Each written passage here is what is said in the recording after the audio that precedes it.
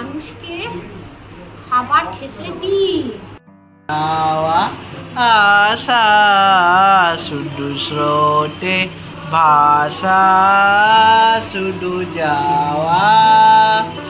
আজকে আপনাদের সাথে এমন একটা ক্যাফের কথা শেয়ার করব যা আমার 5 বছরের ব্লগিং জীবনে এক অন্যরকম অভিজ্ঞতা দিয়েছে।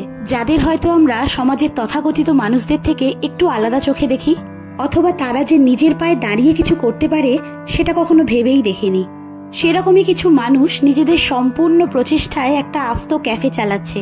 ভাবা যায়, হ্যাঁ, সমাজ হয়তো মানসিক প্রতিবন্ধী বা স্পেশাল চাইল্ড হিসেবে দাগিয়ে দিতেই পারে, কিন্তু তারা আসলেই বিশেষভাবে সক্ষম। এই ক্যাফে যারা চালায় তারা কেউ অটিজমে আক্রান্ত অথবা ডাউন সিনড্রোমে, কাউকে আবার রেস্কিউ করা হয়েছে হিউম্যান ট্রাফিকিং থেকে। দেখতে গেলে সাধারণ মানুষের তুলনায় জীবন সংগ্রামের পথে কিন্তু তারা অনেক বেশি এগিয়ে, আর তাদের মনের জোরও অনেক বেশি। তাই এই সকল মানুষদের জন্যই এক অনন্য অপরচুনিটি নিয়ে এসেছে দমদমের অপরচুনিটি ক্যাফে। এখানে কেউ রান্না করে, কেউ খাবার টেবিলে সার্ভ করে, আবার সাফ সাফাইও করে। সুতরাং যাদের দ্বারা কিছুই হবে না বলে সমাজের অনেক মানুষ মনে করেন, তাদের কাঁধে এখন অনেক দায়িত্ব। এই ক্যাফে বা ক্যাফের মানুষদের নিয়ে সোশ্যাল মিডিয়ায় রীতিমতন আলোড়ন উঠলেও এখানকার খাবার নিয়ে কিন্তু খুব বেশি মানুষকে কথা বলতে দেখলাম না। না, খাবারের দিক থেকে কোনো সিম্প্যাথির জায়গা নেই, কারণ এখানকার প্রত্যেকটা খাবারের স্বাদ ভীষণভাবে প্রফেশনাল। কলকাতায় হাজার একটা ক্যাফে থাকলেও এখানকার খাবার যে গুনে গুনে 10 গোল দিতে পারে সেটা আমি দায়িত্ব নিয়ে বলতে পারি। নমস্কার, আমি বৈশাখী ফ্রম হ্যাংলাস ডে আউট, আর আপনারা দেখছেন আমার সম্পূর্ণ নতুন একটি ইউটিউব ব্লগ। খাবারের টেস্ট এবং অ্যাম্বিয়েন্সে তো যাবই, তবে চলুন তার আগে শুনে নিই এই ক্যাফে সম্পর্কে 2-4 কথা।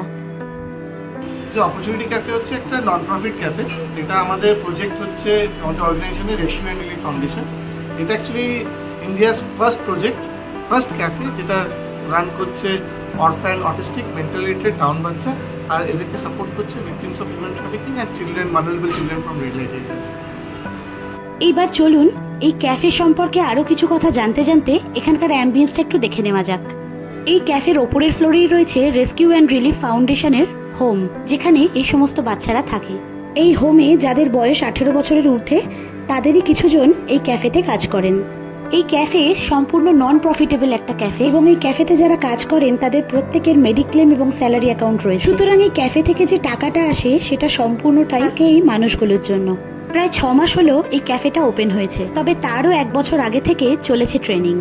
কিভাবে রান্না করতে হয়, কিভাবে খাবার সার্ভ করতে হয় ইত্যাদি টুকটাক কাজগুলো সমস্ত কিছু তাদের হাতে ধরে শেখানো হয়েছে। তাদের কাঁধে এখন সত্যি অনেক বড় দায়িত্ব, এবং বলতে বাধা নেই যে তারা নিজের কাজে যথেষ্ট দক্ষ। এই ক্যাফের অ্যাম্বিয়েন্স নিয়ে যদি বলতে হয় তাহলে বলবো, এরকম সুন্দর পরিপাটি সাজানো ক্যাফে তো আমরা কতই দেখি, তবে এই ক্যাফের প্রাণ হলো এখানকার মানুষগুলো। আপনি প্রথমবার ঢুকলেই আপনাকে ওরাও ওয়েলকাম জানাবে। আর দেখে যেটা বুঝলাম, এই যে এত মানুষ যাতায়াত করে এই ক্যাফেতে, ওরাও কিন্তু ব্যাপারটা বেশ উপভোগ করে। আর প্রত্যেকের মুখেই মোটামুটি শুনলাম যে এখানে কাজ করতে তাদের নাকি খুব ভালো লাগে। আমি তো ভালো। তো কি ভালো? কেন ভালো? তো কাজ করতে আসি, তো কাজ করতে ভালো লাগে। মাথাটা তোলো। কাজ করতে ভালো লাগে। খুব ভালো চাও না তুমি? সবাই এটাই বলে। সবাই এটাই বলে। সত্যি বলতে এই মানুষগুলোর সাথে কথা বলে এত ভালো লাগছিল যে বলে বোঝাতে পারবো না। প্রত্যেকে এখানে খুব ডেডিকেশনের সাথে কাজ করে, আর তাই হয়তো খাবারের স্বাদে সেটা সম্পূর্ণরূপে ফুটে ওঠে। আচ্ছা, আপনারা একটু ভেবে বলুন তো, যারা অটিস্টিক বা ডাউন সিনড্রোমে আক্রান্তের জন্য আমাদের সমাজে কি নিজের পায়ে দাঁড়ানোর কোনো উপায় আছে? তাই সেই দিক থেকে দেখতে গেলে এই অপরচুনিটি ক্যাফে মানুষের কাছে একটা শিক্ষাও বটে। হ্যাঁ, এরাও অনেক কিছু করতে পারে। আর ভিডিওর শুরুতে বা শেষে আমরা প্রায়ই বলে থাকি যে লাইক, কমেন্ট, শেয়ার করবেন, সাবস্ক্রাইব করবেন, তবে না, আজকে এগুলোর কোনোটাই আপনাদের বলবো না, কারণ সোশ্যাল মিডিয়ার লাইক, কমেন্ট, শেয়ার দিয়ে না চলবে এই ক্যাফে, না চলবে এই মানুষগুলোর জীবন। তাই আমার সবার কাছে অনুরোধ, আজকের ভিডিওটাকে সোশ্যাল মিডিয়ার একটা বার্তা হিসেবে নিয়ে ক্যাফেতে যান এবং মানুষগুলোর পাশে দাঁড়ান। পাশে আছি বলার লোকের অভাব হয় না, তবে পাশে কজন দাঁড়ান সেটাই শেষ পর্যন্ত দেখার। এই উদ্যোগ যথেষ্ট প্রশংসনীয় হলেও আপনাদের সহযোগিতা ছাড়া কিন্তু এটা কখনোই সফল হবে না। চলুন তাহলে আর বেশি কথা না বাড়িয়ে এবার চলে যাব খাবারের দিকে। এখানকার মেনুতে রয়েছে দারুণ সব আইটেম, পিৎজা, বার্গার, ফ্রেঞ্চ ফ্রাইজ থেকে শুরু করে বিভিন্ন ধরনের মকটেল, শেক, কি নেই। আগেই বলে রাখি, এখানে হাতে সময় নিয়ে যাবেন, কারণ অর্ডার দেওয়ার পর বেশ কিছুক্ষণ টাইম লাগে সেটা তৈরি করতে। তবে এটুকু বলতে পারি, সেটার যা স্বাদ আপনি পাবেন তাতে আপনার মন ভরে যাবে। এবার একে একে আমাদের টেবিলে চলে এলো সমস্ত খাবার। আমরা অর্ডার করেছিলাম এখানকার opportunity special cheese burst pizza. এটা নাকি এখানকার বেস্ট পিৎজা। এছাড়া নিয়েছিলাম অপরচুনিটি স্পেশাল চিকেন বার্গার, এটা সাইজে বেশ বড় ছিল। আর নিয়েছিলাম চিকেন ডাম্পলিংস এবং ড্রিঙ্কসে নিয়েছিলাম কালাখাট্টা মকটেল এবং cold coffee with ice cream. Mocktail সহ প্রত্যেকটা খাবারের প্রেজেন্টেশনই ছিল একেবারে টপ নচ। তো আমার সবার কাছে রিকোয়েস্ট কি, আপনারা যখন এখানে আসছেন আপনারা একবার এসে আমার চিজ বাস্ট পিৎজা খেয়ে দেখুন। বাচ্চারা অপূর্ব ভালো বানায়। আপনারা যেখানেই পিৎজা খেয়ে থাকুন, আমি একটা গ্যারান্টির সাথে বলতে পারছি আমার পিৎজা এখানে কলকাতার সেরা pizza in terms of size, stuffing সবকিছুতে বানানো হচ্ছে। প্রথমেই বলি এই অপরচুনিটি স্পেশাল চিজ বাস্ট পিৎজার কথা। One of the best pizza in Kolkata বলাই যায়। আমরা নিয়েছিলাম মিডিয়াম সাইজের পিৎজা আর এটার দাম ছিল 597। এই চিজ বাস্ট পিৎজার একটা দারুণ ব্যাপার হলো এই পিৎজার ভেতরে থাকে একটা চিজের লেয়ার, যেটা মুখে গেলেই অসাধারণ খেতে লাগে। সত্যি বলতে এই মিডিয়াম পিৎজার পুরোটা আমরা দুজনে মিলেও শেষ করতে পারিনি। এর পরের আইটেম ছিল opportunity special chicken jumbo burger.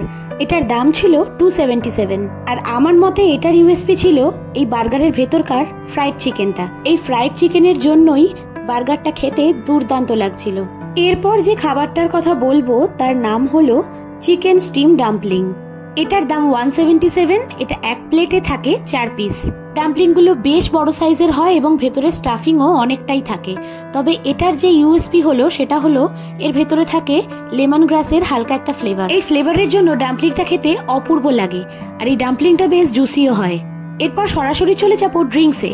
এই দুটো ড্রিঙ্কসের মধ্যে আমার সব থেকে পছন্দ ছিল এই কালাখাট্টা মকটেল। এর ফ্লেভারটা একদম অন্যরকম, আগে কোথাও খাইনি। এটা যেমন ফ্লেভারফুল তেমন রিফ্রেশিংও বটে।